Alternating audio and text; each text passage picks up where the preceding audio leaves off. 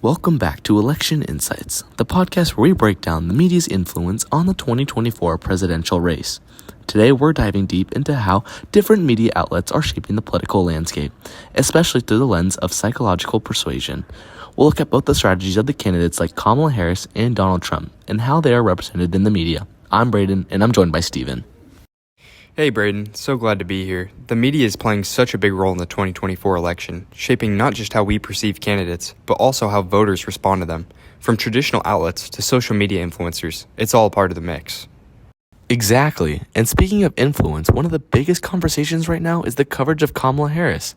There's been a lot of contrast in how the left and right media are portraying her. A piece by Santul Narkar in the New York Times on July 12, 2024 examines the split. Liberal outlets tend to focus on her progress and strength, while conservative outlets bring up identity issues, particularly focusing on race and gender. Yeah, and you can see that bias so clearly in the way the media shapes the narrative. The article makes the case that conservative platforms often engage in racially charged critiques. Meanwhile, liberal outlets, while supportive, often highlight concerns about electability through her identity. It's a good example of how media bias isn't just about what's reported, but how it's framed. Totally. And as we move toward the psychological side of things, the framing of Harris' race and gender is particularly fascinating.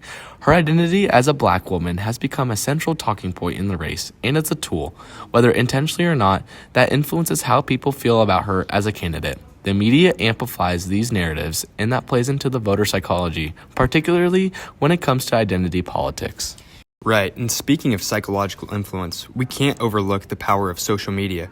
For example, Charlie Kirk's TikTok's presence is massive. He's reaching a whole generation of voters. His following is primarily young, and he's using platforms like TikTok to spread conservative ideology. He's made a huge impact, especially in swing states and on college campuses. How would you go about actually making a decision for a presidential candidate? It's a good question. So pick one that can win. Okay. I know that might sound silly, but there's only two that can win, right? RFK is not going to be president this time around. Cornel West is not going to be president. Jill Stein is not going to be president. Now, if you're on the left, you should vote for all those guys. But then, very simple. For the first time since the Grover Cleveland v. Benjamin Harrison election, we have two independent four-year terms that we can analyze. And I want you to tune out all the noise, the tweets, the indictments, all that, which I'm happy to talk about if you're interested. Looking objectively at the 4 years of Donald Trump and the 4 years of Joe Biden, was the economy better or stronger under who? Foreign policy, were there more wars or less wars, and were we more stable here at home? It's not even close. Under Joe Biden, the economy is trash. Absolutely. His ability to speak directly to his audience, particularly young men, has made him an influential figure. What's interesting is that while his content is often presented as neutral by letting people express their views, his own right-wing perspective still comes through. And with millions of views, his influence cannot be underestimated. Yeah, he has this fact over feelings mantra, which plays into his psychological appeal. It's all about making people feel like they're receiving truth, even though the truth is selective or biased. This approach really capitalizes on emotions, reactions, and especially anger or frustration with mainstream media, encouraging people to question the status quo. Exactly. It's all about tapping into that emotional psychology. But it's not just influencers like Charlie Kirk shaping the conversation. Joe Rogan, with his podcast, has also played a big part in how voters perceive Donald Trump. In his interview with Trump on October 26, 2024, Rogan kept the conversation fairly neutral, but he brought out Trump's plans, including his stance on foreign relations and tax policies. Rogan's show is a huge platform for connecting with younger male demographic. Because you cannot be voting for Kamala. Kamala, you're not a Kamala person. I know you. I've watched you. I know him better than he is. You know what? Without speaking to you, I think I know you maybe almost as well as your wife. I have watched you for so many years. You're not a Kamala person. You're a Khabib person, but you're not a Kamala person. No.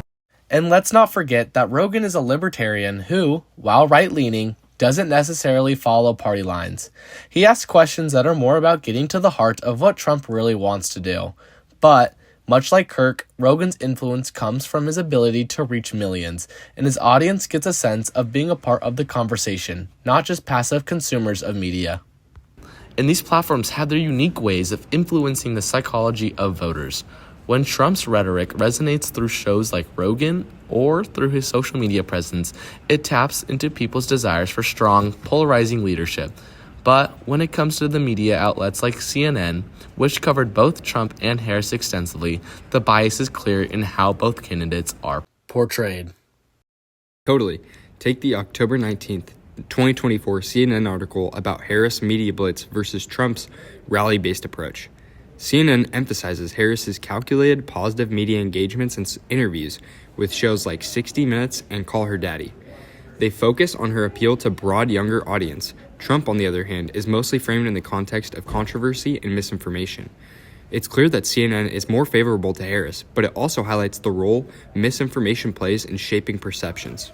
And that's another example of how the media, by focusing on one aspect of a candidate's narrative, whether it's Harris's strategy or Trump's misinformation, can skew public perception. Misinformation plays a massive role in the psychological aspect of voter decision-making. Voters may see headlines like Trump's lies and start to associate him with dishonesty, even if they don't dive into the details. And when we look at the cultural impact, especially with younger voters, the media has a huge influence. Take Taylor Swift's endorsement of Harris, for example. It's not just a celebrity endorsement. It's a psychological play on younger, socially active voters who trust figures like Swift. This type of media amplification is key to shaping the culture around the election. Definitely, the media plays a crucial role in influencing how we psychologically engage with the candidates. Whether it's the framing of Kamala Harris through identity, Charlie Kirk's appeal to young voters through emotion and misinformation, or Trump's polarizing media presence, it's all shaping the election. And in the end, it's clear, the media doesn't just inform voters, it shapes the very way they feel, think, and ultimately vote. For social media to traditional news outlets, every piece of content pushes the narrative in one direction or the other. So whether it's the framing of candidates, the spread of misinformation, or the influence of social media stars, the media is undeniably a powerful source in the 2024 election. As we move closer to November, how these narratives play out will be key to understanding not just the political landscape, but the psychology behind how we make decisions.